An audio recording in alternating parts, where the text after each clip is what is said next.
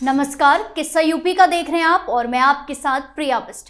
एक तरफ अयोध्या में राम मंदिर की प्राण प्रतिष्ठा 22 जनवरी यानी कि 2 दिन बाद होनी है, तो वहीं दूसरी तरफ राजनेताओं के लिए ये सियासत की रोटी सेकने का एक मुद्दा बनकर रह गया है। स्वामी प्रसाद मौर्य के बाद अब सपा के वरिष्ठ नेता शिवपाल यादव का कार सेवकों पर बड़ा बयान आया है और आते ही विवादों में घिर गया है। शिवपाल यादव का कहना है कि अयोध्या में कार सेवकों पर जो गोलियां चलाई गई थी उसे संविधान बचाने के लिए किया गया। आखिर क्यों कार सेवकों के बलिदान पर बार बार उंगलियां उठ रही हैं?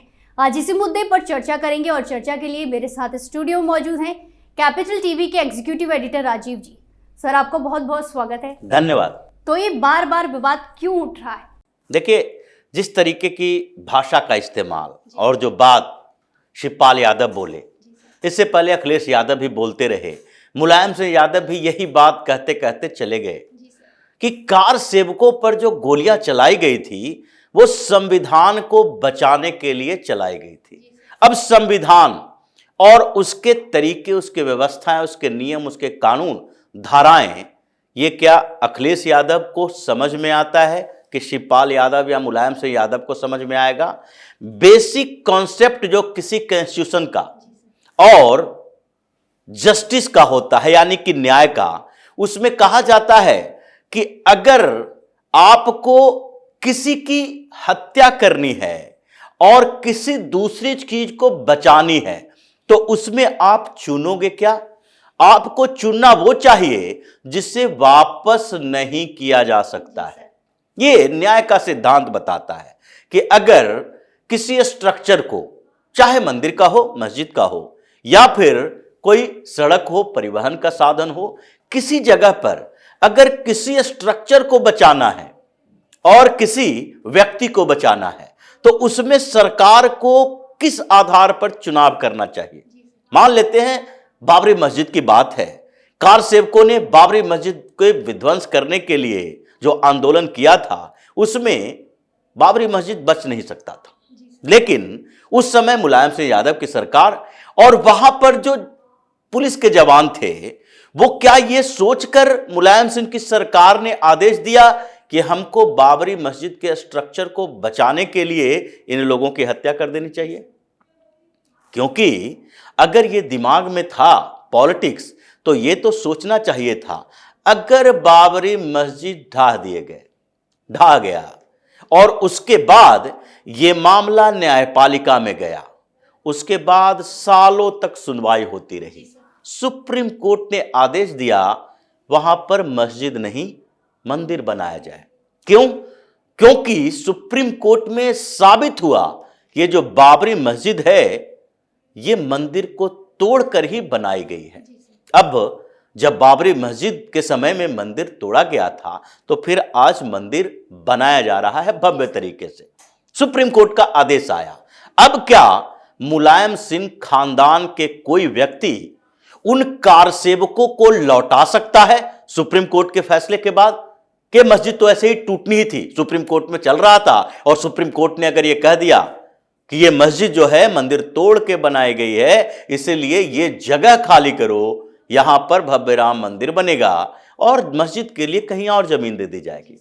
लेकिन क्या उस मस्जिद के सुप्रीम कोर्ट के आदेश के बाद यह तो साबित हो गया कि वहां पर मंदिर ही था, मस्जिद नहीं थी।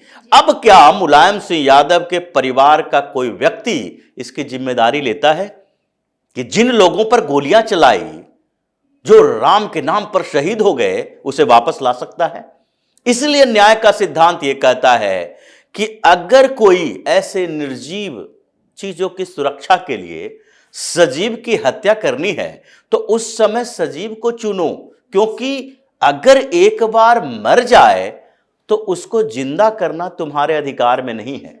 इसलिए न्यायपालिका में भी, न्यायालय में भी बेनिफिट ऑफ डाउट्स दिया जाता है। शक का आधार जो होता है कि अगर किसी के ऊपर कोई आरोप है और उसे सजा दी जानी है तो अगर उसमें शक पैदा हो रहा है, आरोप सही साबित होगा या गलत साबित होगा, तो उसका जो डाउट का बेनिफिट है जो उस व्यक्ति को दिया जाता है जिसको सजा देनी है। सरकार को या आरोप लगाने वाले को नहीं दिया जाता कि हमने आरोप लगाया इसके ऊपर हत्या का और हत्या के सारे सबूत पुख्ता नहीं है, तो उस पुख्ता सबूत के अभाव में अगर शक संदेह का लाभ किसी को मिलेगा तो वो जिस पर आरोप लगाया गया है उस पर, न कि जिसके ऊपर आरोप जिसने लगाया है उसको। अगर एक बार सजा दे दी जाए किसी व्यक्ति की, कई ऐसे मामले सामने आए हैं जिसमें सजा मिल गई और सजा मिलने के बाद पता चला अपर कोर्ट में कि ये तो दोषी ही नहीं है, इसे फंसाया जा रहा था, तो क्या उससे जो सजा दी गई है 2 साल 4 साल 5 साल जो जेल में रहा, वो वक्त उसको लौटाया जा सकता है? नहीं लौटाया जा सकता। इसलिए बेनिफिट ऑफ डाउट्स की बात चली है। अब मुलायम सिंह यादव के इस पूरे खानदान की बात करते हैं जो गवारों की तरह बात करता है, अखिलेश यादव हो या शिवपाल यादव हो, कि कार सेवकों पर गोलियां जो चलाई गई वो संविधान की सुरक्षा के लिए। और संविधान क्या कहता था? शिवपाल यादव का कहना है कि उस समय जो राम मंदिर का आंदोलन चल रहा था, कार सेवक जा रहे थे, तो कोर्ट ने उस पर रोक लगा रखा था कि इस एरिया में किसी का प्रवेश नहीं करने दो, और ये लोग जबरदस्ती जा रहे थे, इसलिए हमने गोलियां चलवा दी। अब जब यही व्यवस्था रहनी है तो फिर ये बुलडोजर एक्शन से अखिलेश यादव को दिक्कत क्यों होती है? ये क्यों चिल्ला चिल्ला कर कहते हैं कि उनके घर पे मुसलमानों को घर तोड़ दिया जा रहा है, योगी की सरकार है, मनमानी की जा रही है, कानून का राज होना चाहिए? वो लोग हैं जो कहीं न कहीं आरोपी हैं, कहीं न कहीं दोषी पाए गए हैं, कहीं न कहीं अपराधी कामों में इन्वॉल्व हैं। मतलब अगर शोभा यात्रा निकल रही है और कुछ मोहल्ले में गया और वहां से पथराव हो गई, तो क्या पुलिस उस पथराव को रोकने के प्रयास करने के बदले वहां पर गोली चलाने लगे? ये कहे कि देखो ये तो संविधान की सुरक्षा के लिए हम गोलियां चला रहे हैं, अब उसमें से 10 लोग 20 लोग 50 लोग जो मरे उसकी बात हम नहीं कर रहे। क्या मुलायम सिंह यादव की सरकार जब थी तो उस समय इतने जो आंदोलन, हंगामा, विद्रोह, प्रदर्शन हुए, तब में इन्होंने गोलियां चलवा दी? ये मुलायम सिंह यादव के कुकर्मों का नतीजा है। आज शिवपाल यादव या फिर अखिलेश यादव ये सब सड़क पर है। मुलायम सिंह यादव ने जो किया उसका सजा तो उन्हें भी भुगतनी पड़ी, क्योंकि ये जो अंतिम दौर में जब यही अखिलेश यादव ने मुलायम सिंह यादव को घोर बेइज्जत करके अपनी पार्टी से बाहर निकाल दिया, मिट्टी में कोई नेता नहीं आते थे, सारे अखिलेश यादव के साथ आ गए। अखिलेश यादव ने सीधे तौर पर कह दिया संरक्षक बन के बैठो आप, आपकी कोई स्थिति नहीं है कि अब पार्टी पर कब्जा कर लोगे, पार्टी पूरी उनकी हो गई। अब अपनी जिंदगी में इससे ज्यादा सजा और क्या भुगता जा सकता है कि बेटे ने बाप को पार्टी से निकाल दिया।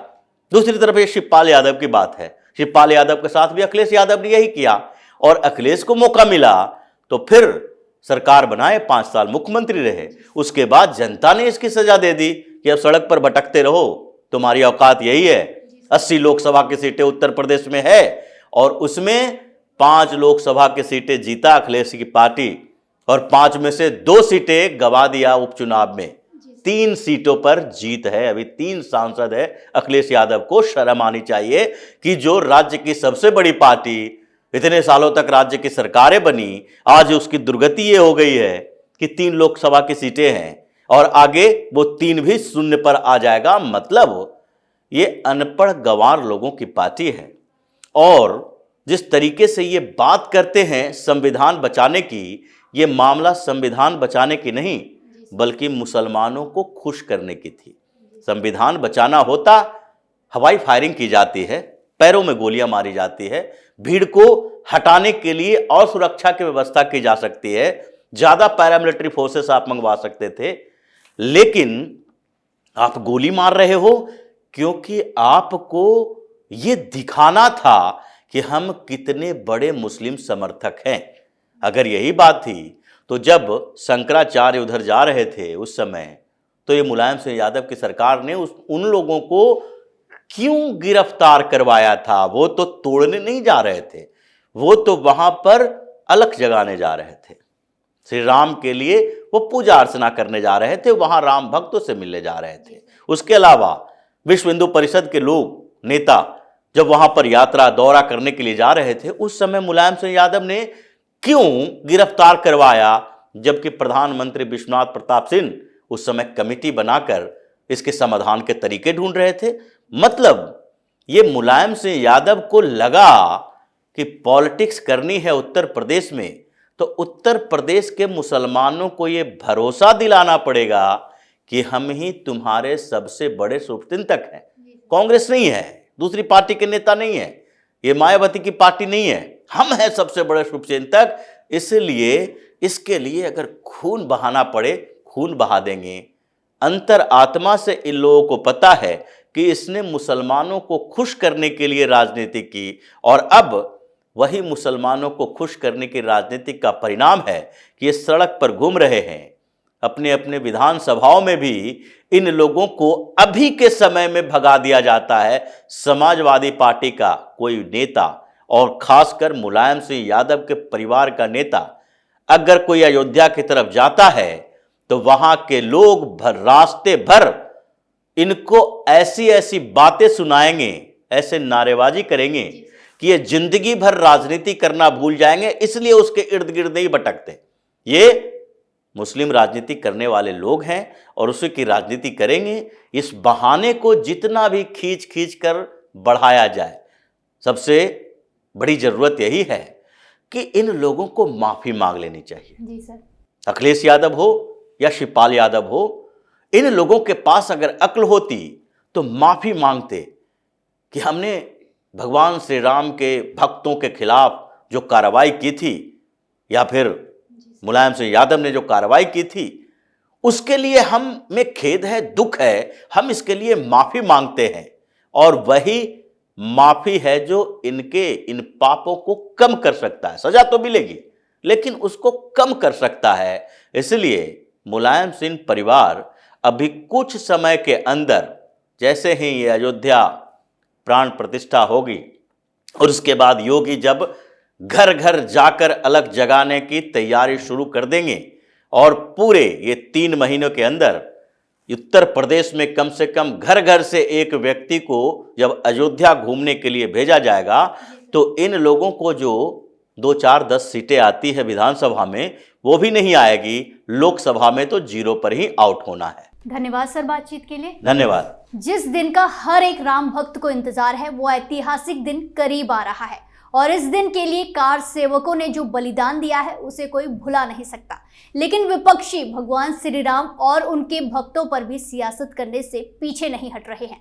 किस्सा यूपी का मैं फिलहाल के लिए इतना ही। बाकी तमाम खबरों के लिए देखते रहिए कैपिटल टीवी। नमस्कार।